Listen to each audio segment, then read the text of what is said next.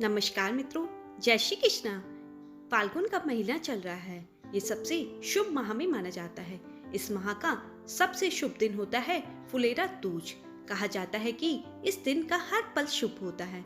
शास्त्रों के अनुसार भगवान श्री कृष्ण और राधा जी ने भी इसी दिन फूलों की होली खेली थी। यह फाल्गुन माह के शुक्ल पक्ष की द्वितीय तिथि होती है। इसे में इस तिथि को फुलेरा दूज भी कहा जाता है। यह त्योहार श्री कृष्ण और राधा जी को समर्पित है। इस दिन लोग अबीर और गुलाल से नहीं बल्कि फूलों से होली खेलते हैं। इसी दिन से होली का आरंभ भी होता है। इस दिन श्री राधा रानी और कृष्ण भगवान से अगर कोई व्यक्ति कोई मन्नत मांगता है तो उसकी इच्छा अवश्य पूर्ण होती है। वहीं अगर कोई नया बिजनेस शुरू करना चाहते हैं तो इससे ज्यादा बेहतर दिन और कोई नहीं हो सकता है। वहीं विवाह और मुहूर्त के लिए वर्ष का सबसे सर्वोत्तम दिन भी इसे माना गया है। कहा जाता है कि अगर इस दिन कोई विवाह करता है तो उसे राधा रानी और कृष्ण भगवान का आशीर्वाद प्राप्त होता है।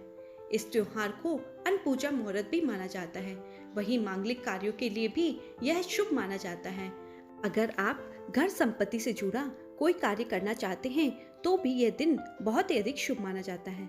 मान्यता है कि इस दिन श्रृंगार की वस्तुओं का दान करना चाहिए। साथ ही पूरी श्रद्धा भाव के साथ राधा कृष्ण की उपासना करनी चाहिए। साथ ही इस दिन भगवान का श्रृंगार फूलों से किया जाना चाहिए। लोगों को इस दिन अपने घर और मंदिरों में स्थित भगवान की मूर्तियों को फूलों से सजाना चाहिए। फुलेरा दूज भक्तों के जीवन में खुशियां लेकर आती है। होली की तैयारियां भी इसी दिन से शुरू होती है। यह त्योहार भगवान कृष्ण के साथ रंग बिरंगे फूलों से होली खेलने का त्योहार होता है। ब्रज क्षेत्र में इस विशेष दिन पर देवताओं के सम्मान में भव्य उत्सव होते हैं। मंदिरों को फूलों और रोशनी से सजाया जाता है और भगवान कृष्ण की मूर्ति को सजाए हुए हिस्से में और रंगीन मंडप में रखा जाता है। रंगीन कपड़े का एक छोटा सा टुकड़ा भगवान कृष्ण की मूर्ति की कमर पर लगाया जाता है, जिसका प्रतीक है कि वह होली खेलने के लिए तैयार है। फुलेरा दूज के दिन भगवान श्री कृष्ण के लिए स्पेशल भोग तैयार किए जाते हैं, जिसमें पोहा और अन्य विशेष व्यंजन शामिल होते हैं। भोजन पहले देवताओं को अर्पित किया जाता है और फिर प्रसाद के रूप में सभी भक्तों को वितरित कर दिया जाता है। आइए मित्रों, अब हम आपको सुनाते हैं फुलेरा दूज से जुड़ी हुई पुरानी कथा। भगवान श्री कृष्ण अपनी व्यस्तता के चलते हुए कई दिनों से राधा रानी से मिलने के लिए वृंदावन नहीं आ पा रहे थे। राधा के दुखी होने पर उनकी सहेलियां भी कृष्ण भगवान से रूठ गई थी। राधा के उदास रहने के कारण मथुरा के वन सूखने लग गए थे और पुष्प मुरझाने लग गए थे। वनों की स्थिति देखकर कृष्ण को कारण का पता चला और वह राधा से मिलने वृंदावन पहुंचे। भगवान श्री कृष्ण के आने से ही राधा खुश हो गई और चारों तरफ फिर से हरियाली छा गई। भगवान कृष्ण ने एक खिल रहे पुष्प को तोड़ लिया और राधा को छेड़ने के लिए उन पर वह पुष्प फेंक दिया।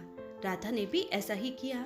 यह देखकर वहां मौजूद ग्वाले और गोपिकाओं ने भी एक दूसरे पर फूल बरसाने लगी। तभी से आज के दिन से प्रतिवर्ष मथुरा में फूलों की होली खेली जाने लगी। तभी से पूरे देश भर में फुलेरा दूज का उत्सव मनाया जाने लगा।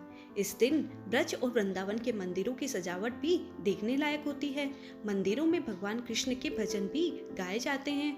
फूलों के साथ साथ गुलाल का रंग भी हर तरफ फैला होता है। होली के आगमन के त्योहार के रूप में यह पर्व मनाया जाता है। इतना ही नहीं, फुलेरा दूज के दिन शादी विवाह समेत सभी मांगलिक कार्यों का बहुत ही अधिक महत्व दिया जाता है। माना जाता है कि इस दिन विवाह के लिए कोई भी शुभ मुहूर्त देखने की आवश्यकता नहीं पड़ती है। इस दिन विवाह करने वाले लोगों को वैवाहिक जीवन में हमेशा सुखमयी रहता है और पति पत्नी के बीच भी हमेशा प्रेम बरकरार रहता है। अगर आपको हमारी फुलेरा दूज की कहानी पसंद आती है तो हमारे चैनल को लाइक, शेयर और सब्सक्राइब करना न भूलें।